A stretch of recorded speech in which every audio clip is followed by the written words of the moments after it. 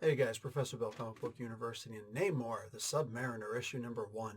This is 2022, a new series, newly released, and so far so good. Let's get talking about who made this comic book. Let's go from there. This is called Conquered Shores. So I guess Namor the Sub-Mariner, issue 1, Conquered Shores. This particular issue was called Hope's Embers. Very apt name when you see the end of this issue. Christopher Cantwell is the writer. Pascal Ferry on art and Matt Hollingsworth on color art.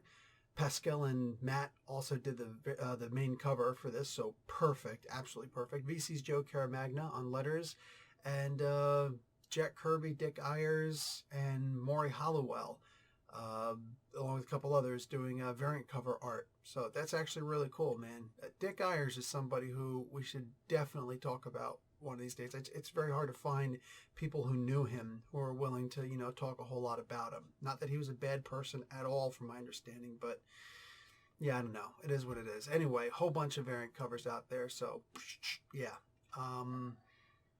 Let's see. Okay, let's move on from there. So we start off with a very cool image that may annoy some people because we've talked a lot, or not we, but a lot of people have been talking a lot about global warming and climate change and all the other words that they want, terms they want to use for it and whatnot. And this actually shows a version of it because much like the end of the original Planet of the Apes, where you did it, you blew it up, you damn dirty morons or whatever, you jerks, whatever was being said. You see the Statue of Liberty's wrist and the torch just above water with the sun cascading in the background, or maybe it's the moon, but anyway. And it's wild, man.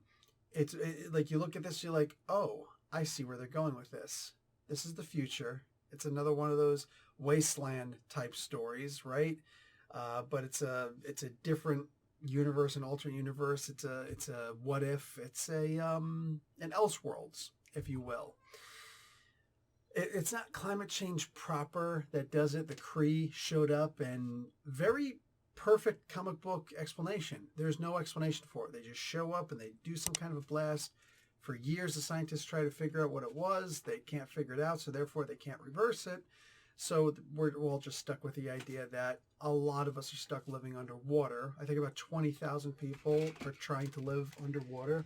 You are going to be a really naughty kitten, aren't you? Knocked over my reflector. Man, I don't know what it is. You start talking, a kitten wants attention. It is what it is. Come here, kitten. Come up here and stop being a nuisance. And what happens? So most of those heroes are just completely written off. Is the Earth completely devoid of heroes, aside from the Submariner, obviously? No. Captain America shows up in this, and another superhero shows up also. I don't really want to give away too much, but seeing these heroes and seeing them in their adjusted, their modified ways, both of them are of leadership possibilities, but yeah, in some ways, the other hero loses hope a lot. A whole lot. But Submariner's a lot older. He's got gray temples in this one, and Namorita is now in charge because he's vacated the throne to try and do other things, and unfortunately he's kind of lost. This, I think, is very interesting, especially considering the actual history of the Marvel Universe as it was fully expounded upon, that this Atlantis is the same Atlantis from the H.P. Lovecraft and the Robert E. Howard stories. The Atlantis that was once above land, and these were some of the most powerful people, the most technologically advanced people, and there were various sects amongst them. Some of them were barbarians, right, in the pre-Hyborian age, in the Kull ages, right? After the first cataclysm, then there's, then they're in the Conan era, and then the third cataclysm happens, and it's like, oh my God, the world keeps on getting wrecked, right? but some races just continue living on in some way, fashion, form, or another. And the Atlanteans have, for the most part, always been here, and they've always been the biggest and the strongest, and they've always had the best capabilities, and they've always had the advantage. But somehow humans wind up, developing from there. They said developing from apes. We know that's not exactly how it works. It's a common ancestor, but humans have somehow taken over. Somehow they are now the dominant species. Like the Atlanteans slept, and they've allowed inadvertently for humans to be this big thing. But now one of the really cool things mentioned in here is when Namor says there are some of the Atlanteans who believe that humans had your time, and now it's time for you to just go away again. And that's funny. And it's cruel, but it's funny. Because if humans have been here for so long, and then some other species, shows up and just, ha, and starts, being, really powerful. Let's say robots, like AI is developed, and it's like, oh my God, we're subjugated. And then eventually they wind up burning themselves out, and we don't have a Matrix scenario.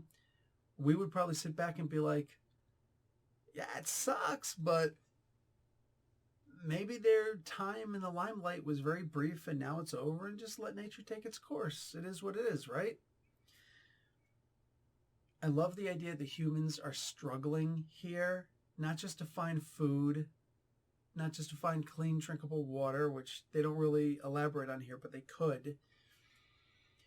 But the idea they're just looking for warmth and silly little things of breaking treaties and trusts just by coming to the surface, just by taking some things that aren't necessarily Namor's or Atlantis's or whatever, but in some ways they are, because it's Namor's always been Namor, always consistently been Namor.